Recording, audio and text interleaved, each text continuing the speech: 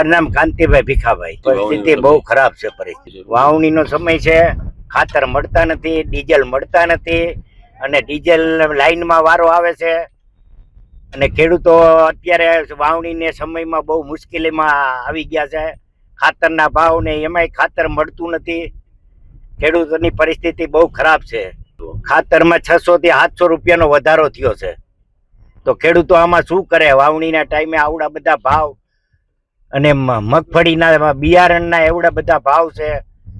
ખાલી પટ આપણે માંડવીનો મારવો હોય તો 300 રૂપિયા મણે, 300 રૂપિયાનો પટ માર થાય છે.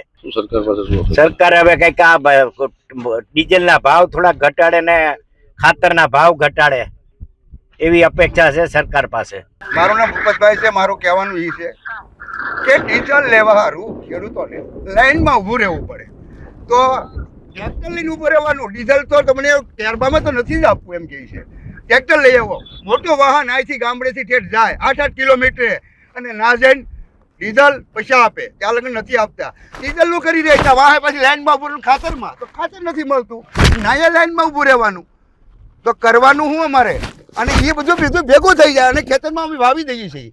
અને વાવેતર કરીને અને 2 દિવસ સુધી પાવર ના હોય તો ખેડૂતને કરવું શું?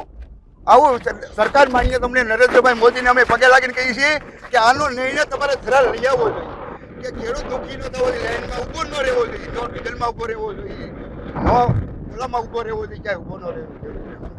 ડીઝલનો ખાતરમાં ક્યાંય લાઈનમાં ન ઊભો રહેવો જોઈએ. સમજાઈ ગયું? અને એવી વ્યવસ્થા કરો કે પાકથી મળે તે લાઈન લાગે. 2 દિવસ લાઈનમાં ઊભું રાખવાનું. પાકે તે ઉપાધિ ને વાવતી વખતે ખેડૂતને ઉપાધિ. સાંભળી લો, એનો નિર્ણય સરકાર માન્ય લાવો તમે કાંઈ. અને ભાવ વધારો પૂરેપૂરો છે. ખેડૂતને નાઈએ થોડુંક દુઃખ છે.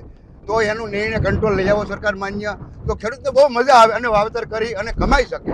અમારી તમારી ફરિયાદ છે. તમે ખેડૂત છો મોદી સાહેબ, તમે મેન માણસ હો તો તમે વિચારો કે ખેડૂતને શું કરવું અને હું નહીં. આ ડીઝલનો મટાડો, ખાતર એવું ઉતારો કે બીજી વાર ખેડૂતને ખબર ન થવો જોઈએ. પહેલે ધકે પતી જવું જોઈએ. ખેડૂત ધક્કા ખાય કે વાવે, અને વાવ્યા પછી બજારે વાવ્યું હોય તો એની વાહે 2 દી વાવેલું, લાઈટ નથી આવતી તો ખેડૂતનું વાવેલું પણ વ્યાજ વિકાઈ જાય, વિકી નાખે એટલે 7000નું બિયારણ ખર્ચો આવે ખેડૂતમાં. એ ભોળના ખાઈ જાય, પાણી ન આવે. એટલે આ વ્યવસ્થા સરકાર માન્ય કરે એ અમારી વિનંતી છે. મારું નામ હર્ષિકભાઈ. બળદથી ખેતી કરી પણ ડીઝલ નથી દેતા તો શું કરીએ અમે? હવે ખેતી બળદથી જ કરવી પડે. આમ ધીમે ધીમે રડ્યા રાખી દે. હા, ગરમીના મથી અમારે ખેતી તો તૈયાર કરવી કે ના કરવી? ખાતરના 2000 રૂપિયા ભાવ. શું કરીએ હવે?